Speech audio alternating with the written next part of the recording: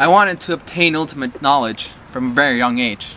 I distinctly remember an occasion when I was told how electricity works during a thunderstorm. Thus, from then on, I knew my destiny was to acquire a world of knowledge.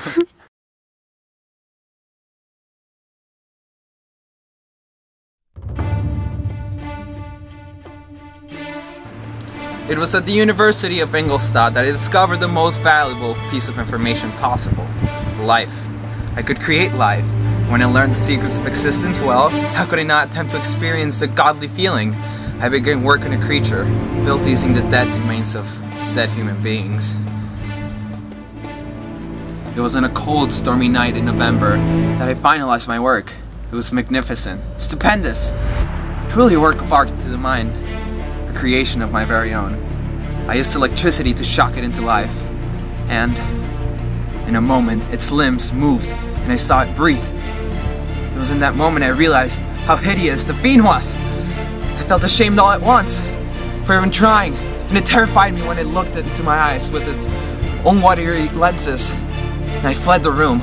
With my obvious rejection, the creature escaped my laboratory and my control.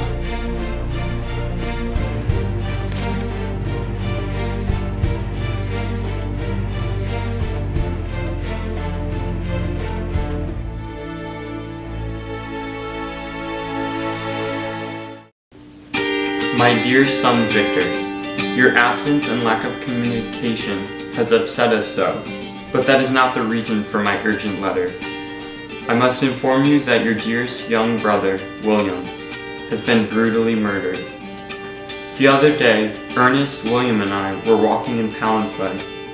William and Ernest went to play, and when it came nightfall, they were nowhere to be found. Elizabeth thought perhaps that he had returned to the house, but Ernest appeared and William did not. I discovered his pale body in the woods, with the print of his killer's hands on his neck. Please, Victor, come home. Elizabeth is in hysterics. She believes it is her fault that the boy is dead. Please come home to us and console Elizabeth. Please come home.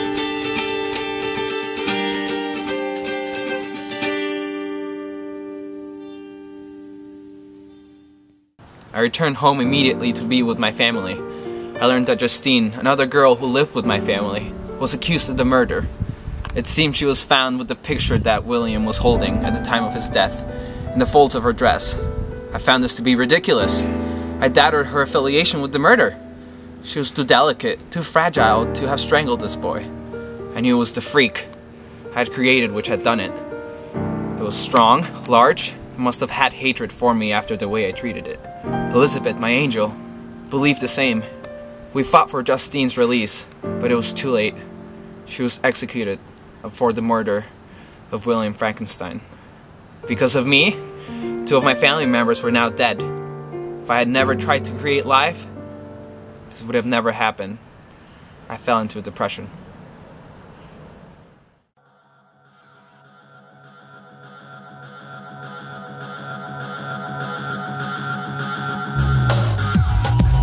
Leave me, villain!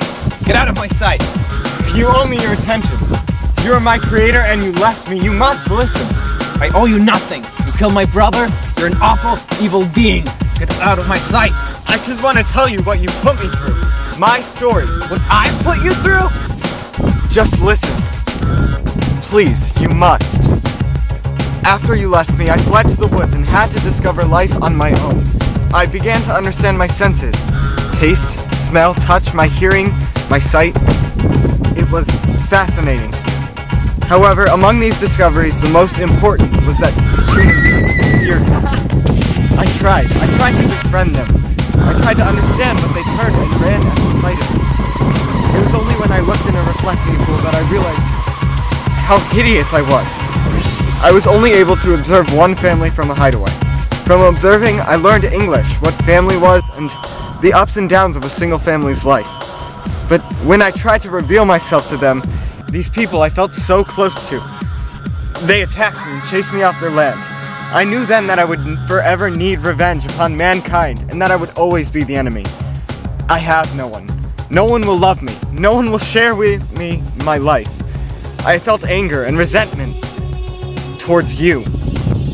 When I found this boy William, who claimed to be of your family, I took his life to pain yours.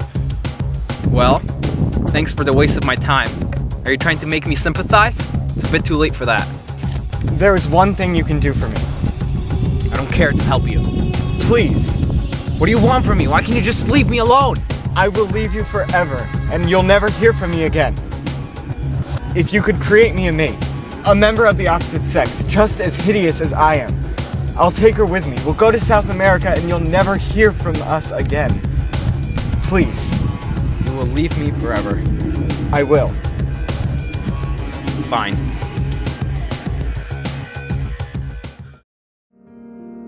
I began work on another creature. The second one took much longer than the first, mostly because I was not enthusiastic about it. It was painful making another. I couldn't do it. In the end, I lost all hope. I ceased all production, and in front of my monster's eyes, I ripped her apart.